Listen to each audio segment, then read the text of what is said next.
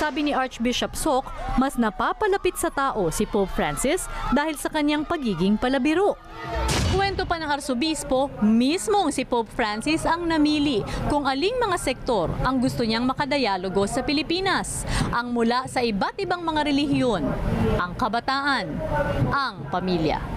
At ang pagmamahal at pagpapahalaga na ito sa pamilya ang isa sa mga nagbubuklod kay Pope Francis sa mga Pilipino. His grandparents, being poor in Italy, migrated to Argentina, seeking greener pastures for their children. Isn't that Filipino? Pero ang pinakaimportante raw sa Santo Papa ay ang maipadama ang kanyang pagmamahal at pakikiisa sa mga nagdadalamhati na tulad ng mga biktima ng bagyong Yolanda. Ang pinakamahalagang gift ni Pope Francis ay si Jesus. He is bringing us the love of Jesus. At sabi ng Arsobispo, mananatili ang pag-ibig na ito sa mga Pilipino kahit na lumisan na ang Santo Papa.